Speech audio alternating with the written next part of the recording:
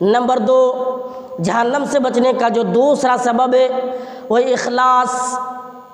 اپنے اندر اخلاص کو پیدا کرو۔ اگر انسان کے اندر اخلاص نہ ہو، اگر انسان کے اندر اخلاص نہ ہو تو وہ ناکام ہے، وہ برباد ہے، کبھی وہ کامیاب نہیں ہو سکتا۔ اخلاص کا معنی خالصتاً اللہ کی عبادت اللہ کی رضا کے لیے ہو، یعنی خالص اللہ کی عبادت اللہ کی رضا کے لیے ہو، یعنی کسی بندگی، ہم جو بندگی کر رہے ہیں بندہ کسی بندے کے لیے نہ ہو، اللہ کے لیے ہو۔ اللہ تعالیٰ نے ہمیں پیدا کیا ہے، کس لیے؟ مقصد کیا پیدا کرنے کا؟ اللہ تعالیٰ نے فرمایا ما خلقت الجن والانس الا لیعبدون، اے لوگو میں نے تمہیں پیدا کیا عبادت کے لیے، تم میری عبادت کرو، اور وہ عبادت اللہ کے لیے ہو، اس کے ساتھ کوئی شریک نہ ہو، اس کے ساتھ کوئی برابر نہ ہو۔ اگر ہم برابر کر رہے ہیں تو اخلاص نہیں ہے ہمارے اندر، ہم کسی اور کو شریک کر رہے ہیں۔ تو خالصتاً اللہ کی عبادت اللہ کی رضا کے لیے ہو۔ اللہ کے نبی صلی اللہ علیہ وسلم نے فرمایا قیامت کے دن وہ انسان خوش نصیب ہوگا، وہ آدمی خوش نصیب ہوگا جس نے اللہ کی رضا کے لیے اللہ کی عبادت کیا ہو، یعنی اللہ کی عبادت اللہ کی رضا کے لیے وہ دنیا میں کیا کرتا تھا۔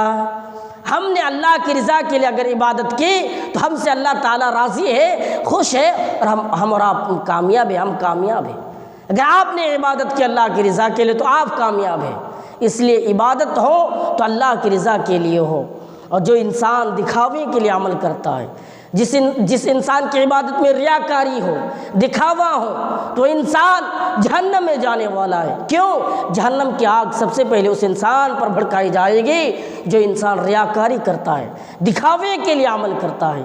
آئیے ایک حدیث دیکھیے، حدیث کے راوی حضرت ابو ہریرہ رضی اللہ تعالیٰ عنہ ہے، وہ بیان کرتے اللہ کے رسول صلی اللہ علیہ وسلم نے فرمایا قیامت کا دن ہوگا، قیامت کے دن سب سے پہلے جہنم کی آگ جو بھڑکائی جائے گی وہ 3 شخص ہوں گے، 3 آدمی پر سب سے پہلے جہنم کی آگ بھڑکائی جائے گی۔ ان میں سے ایک شخص کو قیامت کے دن اللہ تعالیٰ اپنے سامنے لائے گا، جو ایک طاقتور انسان تھا، اللہ تعالیٰ نے دنیا میں اسے طاقت دی تھی۔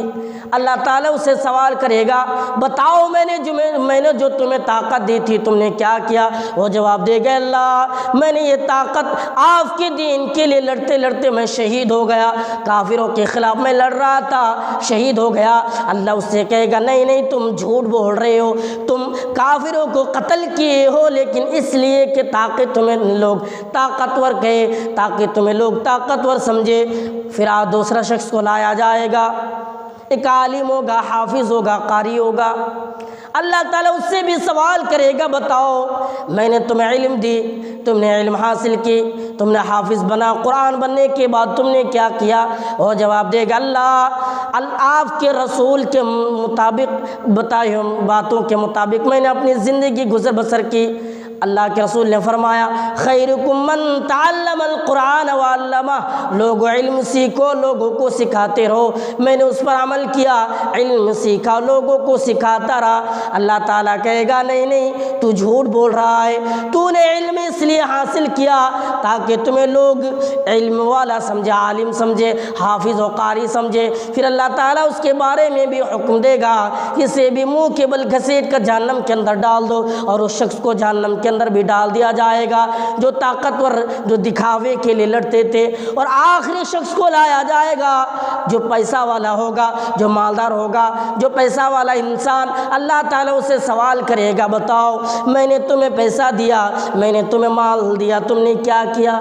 وہ جواب دے گا اللہ میں نے مسجدیں بنوائی، میں نے مدرسہ بنوایا، غریبوں میں تقسیم کیا۔ اللہ تعالیٰ کہے گا نہیں یہ کام تو تم نے حقیقت میں کیے ہو لیکن یہ تم جھوٹ بول رہے ہو، تم نے یہ کام جو کیے ہو اس لیے کہ تاکہ تم دکھاوے کے لیے عمل کیے ہو۔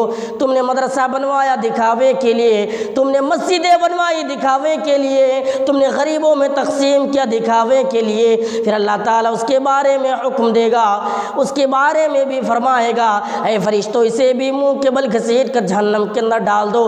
ان تینوں آدمی کو جو جہنم کے اندر ڈالا جائے گا، اس لیے دکھاوے کے لیے، اس دنیا میں اس نے عمل تو کیا تھا لیکن دکھاوے کے لیے، جو انسان دکھاوے کے لیے عمل کرتا ہے اس انسان کو جہنم کے اندر ڈال دیا جائے گا۔